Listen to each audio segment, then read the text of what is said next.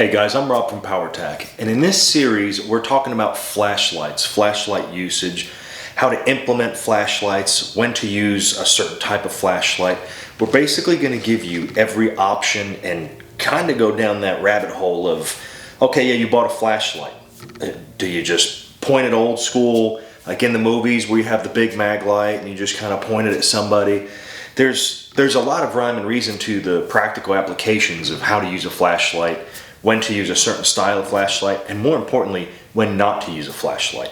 So obviously this series that's gonna be put out, we're gonna have different titles, but there's a lot of information that kind of gets put in between there. So you might wanna tune in, you might wanna check it out.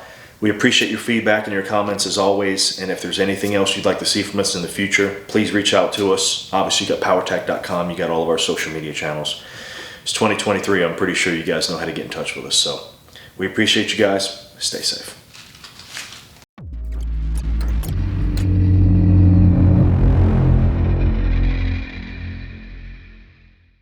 So let's say you're using your flashlight for self-defense, okay? You're like me. You don't carry a pistol light all the time. Sometimes you carry just a slick, low-profile setup, okay?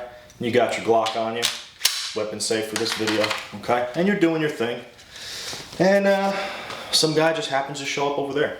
Okay, and they seem combative, they seem aggressive, or maybe they don't really give you any indication of what they're doing at all. And you just do a quick little blast with your light. Okay, well, yeah, he looks good, he looks bad, dude needs a haircut, whatever you decide. But let's say it's different. Let's say you immediately see that person's got a rifle, okay? They've got a rifle, they're set up. You're in the middle of nowhere because you put yourself in a bad spot. You're in an open parking lot, okay? What's the best thing you can do? Okay, again, we've talked about force multipliers, we've talked about having a flashlight. Well, if it's me, I'm gonna push some light in that direction, I'm gonna move, and I'm going to react to it. So I'm gonna do this, obviously the way this camera is framed up, it's gonna look a little different, but how that's gonna look is, again, I'm gonna give them something to aim at, so to speak, get off that target, and I'm gonna be in a different location. I'm going to be stepping in back to the camera so you can see that, obviously. But the way that would look is I would do something like this and come over this way if I leave my light on, okay? So the first thing is they do that, and then if I leave my light on down toward the ground, okay, it's illuminating the ground, which now it might be illuminating my feet, it might not, it might be illuminating the ground around me. Some people go, why would you leave that light on? If I don't know this area, and I fall into a ditch, how awesome am I, okay? If I don't know this area and I step off a curb and I wipe myself out, I break my leg, I throw my gun away from me as I fall and get hurt and hit the ground. These are things I know a lot of people, keyboard commandos, tactical warriors, people that don't do this every day. There are bad people that will just come at you, okay? And I promise you, if you're in an area that you're not familiar with, you have no actual frame of reference, you may want to see what the ground looks like. So I know to some people the idea of keeping a light on for a moment is horrifying and terrifying. Just keep an open mind.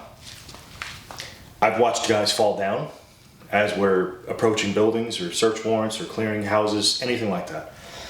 I've watched guys take massive falls. I've watched guys take falls where they kind of laugh it off. And I've watched people take falls where a week later I notice that they haven't said anything, you can tell they're feeling something, Those things happen all the time. Building clearing, use a flashlight, use a flashlight, use a flashlight. This is no different. This is an unknown wherever I'm at. If that's the case, you're walking in an area you don't know, somebody approaches you. The second option you have is to give a quick burst of light, like that, keep it down like I'm saying, get to your gun, right? Or, like we talked about, or give a flash, come off the X, get your gun out, and have your gun out. Now, why would I say get off the X? This last known spot, this is the X, this is the bullseye, this is the target, this is where this person saw this right here, this stimulus, this light, which means that's what I'm shooting at. Combat guys, military, law enforcement, you name it. If I'm going into a house and I know there's one bad person in that house, it's, hey, this dude took over, or there's an active shooter, and I go into a room and I see a rifle turn and swing at me, I promise you, the first place I'm going to visit violence is that part right there, that point, that X mark. That's where I'm visiting violence. So in this situation, the mindset of keeping this light projected that way and getting off that X, all you're saying is, I'm getting out of this bad spot. This is the bad spot. Why do I put mine out here when I do it? Well, I want him to shoot as far away from me as I can make him. So if I point it over here and I get off that X and I make a lateral movement to my side, all I'm doing is creating, if you look, this is about 3.5 feet. And with my long step, if you look there, I'm taking about 6 feet out of the equation. So I'm hoping he's the worst shooter on the planet. But see, this is how far I'll go into it. Most people are right-handed, right? So if they're going to jerk the trigger on the gun, they're going to do this. So they're going to actually shoot low and left. Why is that important? Well, if he's shooting low and left, I'm looking at him, okay? His low and left is encroaching on me where I move. But I never move to my left. I've always moved to my right. Because I'm not going to have the light in my gun hand and then have to bobble the light or possibly drop the light. That's a loss. I'm chalking that up as a loss. I'm not going to change my gun hand out, my light, do some sort of movement, smack it in my hand or kind of toss it in my hand. I know it seems crazy. That is a technique some people have trained on and used in very, very crazy situations. I can do it all day in front of this camera. I'm probably not going to be able to do it when push comes to shove, okay? I don't want to do a hand grab like that and transition to my gun. I don't want to do it. I'm going to keep it in this hand. So this gun is up here, or this stimulus is up here. As I come over, I'm blasting that light. That's what it's going to look like to him, hopefully, as long as you're not backlit, which that's way more advanced. I'm going to give him that stimulus. I'm going to give him that target. There's that target, and immediately I'm coming out with my firearm. Now, whether you have a firearm with a light on it, whether you have a firearm without a light on it, what's the importance, okay? The importance is this. Keep this light in your hand. What if your battery's dead? What if your battery is dead on your pistol light? What if you're one of those guys that likes to switch out guns like you like to switch out your underwear, which hopefully you're changing, and we'll get into that. What if you're one of those guys?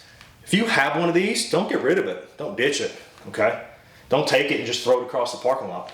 You've got something to use. So if I'm here, I bring that stimulus, I can easily, especially if I do the lanyard technique that I've shown you guys in other videos, but if I've got that here, but I don't even have to, I can still shirt grab and get to my pistol that's concealed. It might not be concealed at this point. You see somebody that's that questionable, uncover it. Uncover it, Wild West style, grab your buckle if you got to. Touching your gun is not the same as pulling your firearm out and pointing it at somebody. Touching your firearm to make sure it's there is not the same. Is that brandishing a weapon? That cop would have to be a very special person to, and I don't use the term special person derogatorily. What I'm saying is, he would have to be feeling extra special that day in regards to, I'm just going to write whatever I can write. And would a jury or anybody possibly, I don't want to give you legal advice, would I as a law enforcement officer write you a ticket if a bad person or a potential threat was coming toward you and all you did was literally uncover your firearm, take a flashlight and shine it at them? No. Now, if there's 722 calls of you doing that, we're going to have a conversation, okay? But I don't want you to be sitting there with, sucks that she's gone, but you know, it's a good thing that she didn't touch her firearm, you know. That's a good thing, you know. We're going to identify ourselves. Law enforcement's going to identify themselves, okay? 99 out of 100 of you are going to deal with law enforcement, okay, which is very difficult. Not to get onto a soapbox about our job, but you know, military combatants, you know, they go into a zone where they know bad people are 9 times out of 10, okay? For us, 99 out of 100 people we talk to are not bad guys. So we kind of get inundated into, hey, they're probably a good person, they're probably a good person. So we're usually behind the curve. We usually get drawn on or shot at before we can get to our gun or our weapon. It's just the nature of the beast, okay? But that being said, You don't have that problem. You're not identified as law enforcement. They're trying to make a victim of you, or they're trying to do something to you. You don't have to be a victim, okay? If you're in fear for your life, read your statutes. If you're in fear for your life, touching your firearm is not going to send you to prison, okay? Touching your firearm is not going to send you to jail.